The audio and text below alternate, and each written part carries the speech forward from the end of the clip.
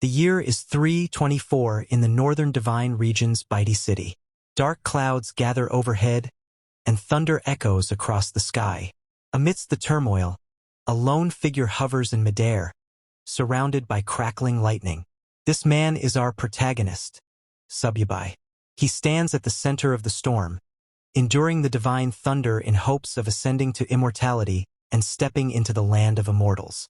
Unbeknownst to Sububai, danger draws near. A female cultivator, standing upon a lotus blossom, readies a potent divine thunder technique. With her sword lifted high, she launches a strike aimed directly at Sububai. At the final instant, Sububai manages to evade. Though he escapes a fatal blow, the attack wounds him and he crashes to the ground. The woman descends, pointing her sword at him, demanding his surrender. She is Lin Wonk, one of Sububai's own disciples. Sububai, stunned and furious, cannot believe that his trusted disciple would turn against him. Enraged, he readies a deadly counterattack. But before he can retaliate, another disciple, Buyu, delivers a sudden strike from behind, tearing a hole through Sububai's chest. Buyu then turns to Lin Wonk and argues that, despite their master's many wrongs, they should at least allow him to perish with some dignity. Sububai, gravely injured, can only laugh at such betrayal.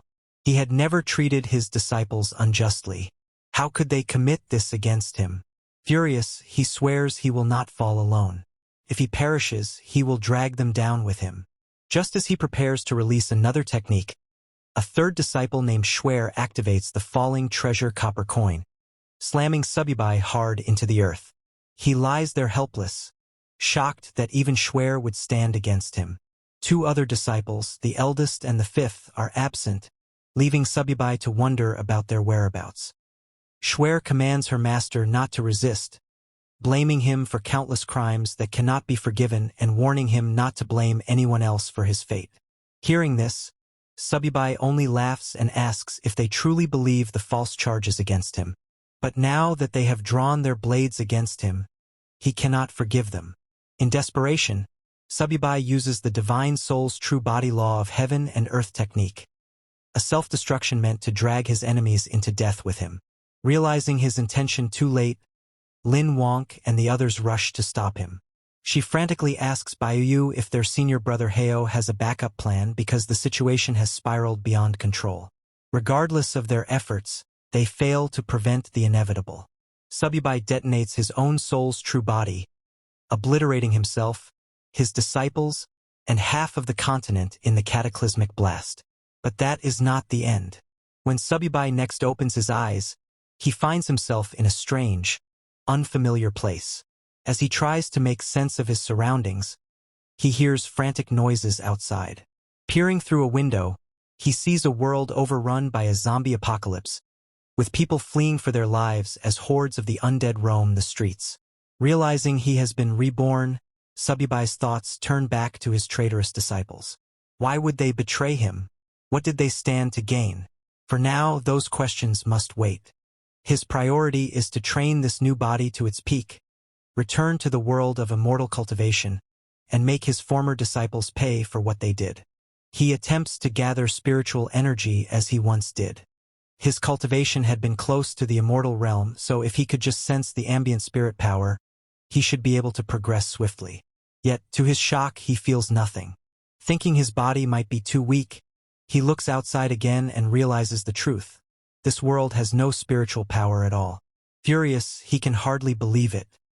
How is this possible? Without spiritual power, there was no way for him to cultivate in this world. In fact, merely surviving here would already be extremely difficult. Just then, a man and a woman burst into the house, having barely escaped from the zombies outside. They looked terrified, as though they had nearly died. The yellow-haired boy immediately grabs the woman. Another person, possibly named Vertical, tries to stop him, warning that her boyfriend might still be in the house and that it would be bad if they were seen. The yellow-haired boy scoffs, telling her not to worry. Even if her boyfriend saw them, there was nothing he could do. As he removes his clothes, the woman suddenly notices a bite mark on his arm and asks how he got wounded. The boy shrugs it off, saying he might have been bitten by those crazed people on the street and insisting it was nothing serious. They continue their business until, abruptly, the woman realizes the boy has gone still.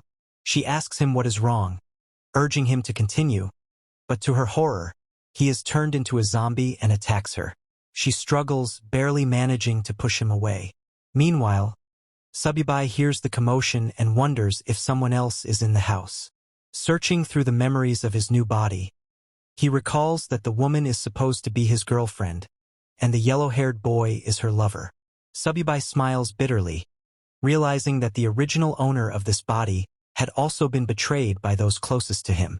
Opening the door, Subibai sees the now zombified boy lunging at the screaming woman. She notices Subibai and begs for help. He stares at her coldly, says nothing, and watches as the zombie tears into her flesh. Then, without a word, he closes the door behind him, thinking, serves her right. In a world with no spiritual power, Subibai knows he must find a way to survive. Otherwise, he might die here before ever returning to his original world. Sitting on the floor, he tries to retrieve something, anything, from his sea of consciousness that could save his life. Yet, with his current cultivation level, advanced magic items like the 9 Changes Spirit Pellet are beyond reach. All he can do is rely on luck and hope for the best. Finally, he pulls out a low-level magic weapon, the 10,000 Souls banner. Subibai is disappointed. How could he have ended up with such a low-level magic weapon? He had hoped to retrieve something that could truly save his life in this chaotic world. Just as his frustration peaks, a blue window suddenly appears before him. System prompt. It has been detected that the host has obtained the magic weapon 10,000 Souls banner. The host is now bound to the 10,000 Souls banner system. Current system level 1. Capacity 10 souls. Upgrade requirement to level 2. Hunt down an elementary mutant. Curious, Subibai wonders what sort of system this could be, especially one attached to a mere low-level weapon like the 10,000 Souls banner. As far as he remembered, the banner's only function had been to collect souls. The system then explains that by using the 10,000 Souls banner, he can harvest the souls of the dead, convert their soul power into spiritual power, and feed it back to himself. The higher the banner's level, the stronger the souls it can collect, and thus the more spiritual power Subibai would gain in return. There is a catch. Any person who has been dead for more than 5 minutes will have a soul that completely vanishes, rendering it uncollectible. Subibai smiles. So, it really is possible to transform soul power into spiritual power. Even if this world lacks natural spiritual energy, he realizes that with zombies everywhere, there is no shortage of materials to harvest for cultivation. He remembers the girlfriend who betrayed him and the yellow-haired boy, both now zombies, banging on the door. Subibai opens it, and the 2 zombies lunge at him. He swiftly kills them with the 10,000 Souls banner, but to his surprise, they continue moving even after he attacks. At that moment, he activates the banner's true power, collecting their souls and converting them into spiritual energy. Subibai is amazed to feel a breakthrough in his cultivation almost immediately. After absorbing their souls, he now has 2 controllable souls at his command, and his spiritual power has grown noticeably stronger. He can't help but smile. Despite its humble appearance, the 10,000 Souls banner has proven to be far more powerful than he ever imagined. Sometime later, outside, people were running in all directions, frantically searching for any safe spot to hide. In the midst of this chaos, Subibai was also looking for supplies. His body was still too weak. I can't do much cultivation in this condition, he thought. First, I need to find some supplies, then consider enhancing the 10,000 Souls banner. Suddenly, a group of zombies perched atop a nearby building heard the commotion below. They leaped down into the fleeing crowd. Among them was a plump, blonde-haired woman who panicked upon spotting the zombies heading toward her. In a desperate attempt to save herself, she grabbed another woman from the crowd. She hurled her at the zombies, using the poor victim as a human shield. Subibai happened to witness this horrifying act and was shocked to recognize that the woman who'd been thrown to the zombies looked exactly like Lin Wonk. She was one of his disciples who had once betrayed him. Furious and puzzled about her presence here, he quickly summoned the 10,000 Souls banner and killed the zombies attacking her. Lin Wonk gasped with relief, grateful to be rescued. "How did you end up here?" Subibai demanded, glaring at her. "Not long ago you used the divine thunder technique on me, forcing me into a wretched state. Now you can't even protect yourself from a handful of low-level monsters." He could scarcely believe that his former disciple, who had once caused him so much trouble, was now so weak. Yet Lin Wonk only stared at him in bewilderment. She had no idea who he was or what he was talking about, and she couldn't understand how he already knew her name when, to her knowledge, they had never met. Standing up, she thanked Subibai for saving her life and asked if they had met before. Incensed, Subibai pointed his spear at her. "Don't pretend to be crazy. You won't get away by feigning ignorance." Startled, Lin Wonk tried to calm him. "This isn't the time for wild accusations. There are more monsters nearby. We should leave and find somewhere safe." Hearing her words, Subibai hesitated. "Did I get the wrong person?" he wondered. "Or is she simply not the Lin Wonk I once knew?" Subibai still found it difficult to believe that the woman before him wasn't the traitorous disciple he remembered. She looked identical to Lin Wonk, and he was sure he would never mistake her face. Unless, he thought, coming to this world had caused her to lose her memories. As he moved closer, hoping to investigate, Subibai's stomach growled. Lin Wonk smiled at the sound and mentioned there was a large shopping mall not far away. She planned to gather supplies there and possibly take refuge. She invited Subibai to join her, and although he hesitated briefly, he eventually agreed, if only to see for himself whether or not she was truly the same Lin Wonk. Gripping his hand, Lin Wonk urged him to hurry, so they could stock up on supplies and wait for rescue. Subibai followed her, still torn between suspicion and curiosity. Even if she really has lost her memories, he thought, her betrayal remains. Sooner or later, she'll pay for it. After half an hour, they reached the entrance of a Walmart supermarket. While standing at the front doors, Lin Wonk asked for Subibai's name. Hearing this, Subibai realized she truly seemed unaware of who he was. She wasn't faking her confusion at all, but he refused to let his guard down. Stepping past her, he answered curtly, "Subibai." Following a brief introduction, Lin Wonk invited him to head inside. She suggested they use the store's resources and wait for rescue. But to their surprise, the supermarket was already crawling with zombies, and not just ordinary ones. Among them was a mutated zombie that stood out. It kept mumbling phrases like, "Apply for a card, get 50% off." Before slaughtering several normal zombies in its path, it charged straight at Subibai. Subibai smirked as he felt the creature's aura. It's probably at the initial stage of the spiritual sea realm, he realized. That must be an elementary mutant. Lin Wonk, terrified, hid behind him, urging him to retreat and find safety elsewhere. But Subibai saw this as an opportunity, not a threat.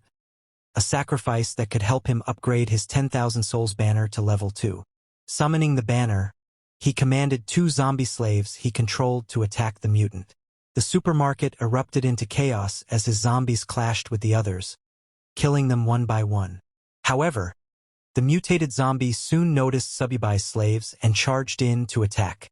Subibai quickly ordered them to pull back, but the mutant was too quick and killed one of his zombie slaves.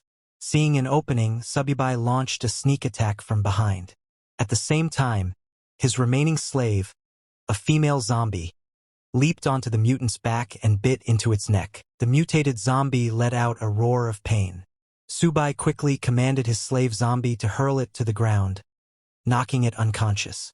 Then he triggered the 10,000 souls banner to absorb its soul, making it his newest servant. Right after taking in the mutated zombie, a system window materialized before him.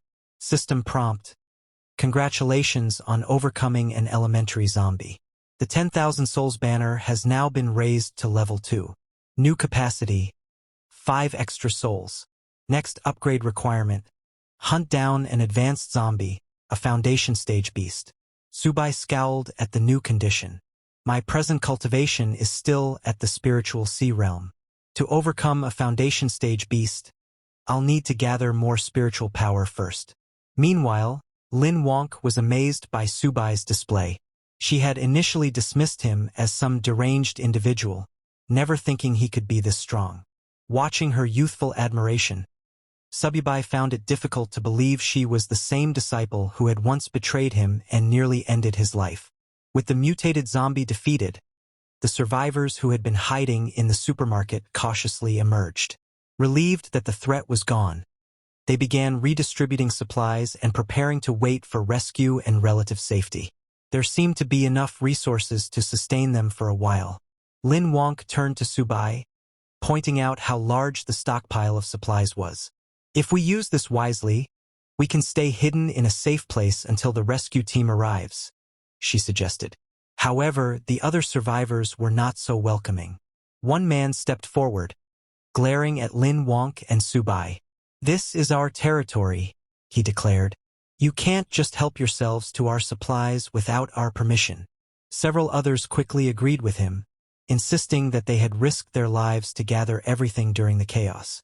They weren't about to let newcomers take advantage of their hard work. Lin Wonk bristled at their accusations and shouted back, "If Mr. Subai hadn't killed that mutated zombie, all of you would have been sitting ducks waiting to die. Now you want to claim these supplies for yourselves and ignore the fact that he saved your lives." However, they didn't believe him.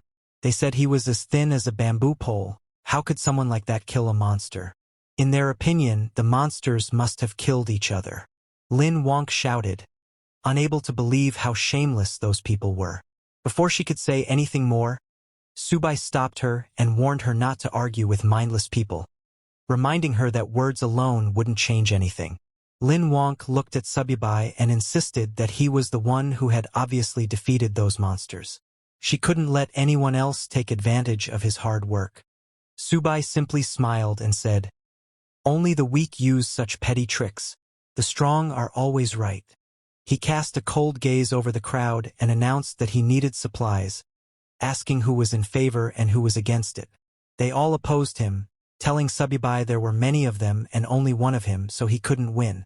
They advised him to leave peacefully, hinting that if he angered them, they wouldn't be responsible for what might happen. Subai only smiled and said that if he couldn't get supplies peacefully, he would have no choice but to kill them. Once they were dead, all the supplies would be his. He summoned his mutated zombies and ordered them to attack. Terrified, the crowd begged Subai to spare them, promising he could take all the supplies he wanted as long as they could keep their lives. But he didn't care. He killed those who had threatened him. The rest fled in terror, trying to save themselves. Standing confidently, Subai asked if anyone else wanted to stop him. No one dared say a word. They stood silently, too afraid to even lift their heads. Then Subai turned to Lin Wonk and told her to take whatever she wanted. No one would dare oppose them now. She nodded and began collecting supplies. After stuffing her bag, she asked if Subai needed anything. He smiled and said that, in return for saving her, all he wanted was help carrying some supplies. Secretly, he was testing her to see if she really had amnesia or was only pretending. Lin Wonk agreed, packing his share of the supplies. Subai was confused. He didn't know if she really was his disciple Lin Wonk or if he himself had lost his memory. After a few minutes, she finished packing and asked whether they should stay and wait for rescue or head elsewhere. Subai turned to leave, saying he planned to look for stronger zombies to hunt. All she needed to do was follow him with the supplies. Lin Wonk nodded and followed him. Once they were gone, everyone else breathed a sigh of relief. Even so, they couldn't believe Subai had dared to kill people so casually. They agreed to report him to the authorities if rescue ever came, insisting that someone like him should be brought to justice. But now that he was gone, they gathered around what remained of the supplies, dividing them up as quickly as possible before any other danger appeared. In the midst of their squabbling, oblivious to the threat looming behind them, Subai's 2 zombie servants crept up, ready to attack. Just then, one man in the crowd spotted the zombies and panicked, running as quickly as he could to save himself. Sadly, it was already too late. The zombies rushed forward and struck down everyone one by one. A blonde, overweight woman stayed alive for a short moment, horrified and begging for help. But the zombies saw her and smashed her head underfoot. Once the slaughter was over, Sububai collected their souls and changed them into spiritual power. He knew leaving any survivors would only bring him trouble in the future. Now that he could command 3 undead, Sububai felt slightly safer. He understood that if he had to fight more than 10 zombies, retreat was the only option. Until his level increased, he would maintain a low profile. Meanwhile, Lin Wonk, who had been trailing him, was weary. She asked if they could rest somewhere, but Subi told her he had no moments to waste. If she slowed him, he would leave her behind. Ashamed, Lin Wonk declared that she believed Mr. Subi would never desert her. He smirked and asked why she was so certain, reminding her they were strangers and he could act as he wished. Lin Wonk boldly replied that she knew the place of the powerful zombie he sought. Intrigued, Subi asked how she knew. Lin Wonk explained that back at her university, she had fled the campus after spotting a strange creature near the lake. It gave off an unusual scent, and she was certain it was dangerous. Nervously, she admitted she wasn't sure it was the advanced zombie Subai sought, but it certainly seemed formidable. Hearing this, Subai reasoned that if it was anything like the mutant beast in the supermarket, it was worth investigating. He told Lin Wonk to lead the way. Pleased that he believed her, Lin Wonk happily guided him toward the campus. Sometime later, the two of them finally reached their destination, but the campus was overrun with zombies. Lin Wonk stopped, scanning the surroundings anxiously. Seeing her hesitate, Subai asked why she had stopped yet again. Lin Wonk whispered for him to lower his voice. So many people at the school had turned into those creatures, and if they accidentally drew attention, they'd be in huge trouble. Subai told her not to worry, declaring he would handle the situation. He summoned his zombie servants and ordered them to clear a path. Lin Wonk, concerned, warned him they should do this quietly instead of being so reckless. But Subi ignored her protests, wondering what had happened to the world to turn so many humans into these half-human, half-ghost monsters. Suddenly, they heard noises behind them. Lin Wonk recognized the voices. It sounded like her classmates. They had ventured outside for supplies but were now trapped among the campus zombies. One of her classmates, terrified, hurled his weapon at a charging zombie but missed. The zombie kept coming. Yet another student arrived just in time and killed it. The student who saved him then grabbed the frightened boy, urging him to run back and regroup because these monsters were way beyond their league. Lin Wonk realized these two were Gyuing and Lai Mingguan, her classmates, though she couldn't fathom why they would be here of all places. Subai noticed her reaction and asked if she knew them. When Lin Wonk admitted they were her schoolmates, he turned to her and said, "Do you want me to save them or not?" Lin Wonk held Subi's hand and said, "While they're distracting the monsters, we can escape quickly. If the monsters spot us, we won't be able to leave." Subai then asked her, "Don't you want to save them? They're your classmates, aren't they?" Lin Wonk replied, "If I could help them, I would. But right now, I can't risk your life." Upon hearing this, Subai realized that if she had been the treacherous disciple from his past, she would never have said such a thing. She truly seemed to be just an ordinary girl. However, before they could leave, the very thing Lin Wonk feared happened. Her classmates noticed her and called out for help. Lin Wonk became furious. She couldn't believe that Liangwen, one of her classmates, was desperately shouting amid so many zombies, potentially dragging them all down with him. All the noise quickly drew the zombies' attention. Panicking, Lin Wonk burst into tears and apologized to Subai for getting him involved. In response, Subai summoned his enslaved zombies to fight, boasting that he had once slain the 9th demon lord of the underworld. He declared that these lowly undead were not worthy opponents. Although his summoned zombies managed to kill many of them, there were simply too many. Subai lost 2 of his contracted zombies, and his mutated zombie was also in trouble. He realized that dealing with 10 zombies at once was already his limit given his current strength. If they wanted to turn the tide and survive, he needed to lure some of the zombies away. He asked Lin Wonk if there was anything nearby that could produce a loud sound. Lin Wonk remembered her smartphone and handed it to Subai, who had never seen such a device before. He was baffled by the idea that a small box could make a loud noise. Instead of explaining, Lin Wonk simply turned on the phone's music. Subai was astonished by how loud the sound was coming from what he called a small metal box. Drawn by the blaring music, many of the zombies attacking the mutated zombie turned their attention towards Subai.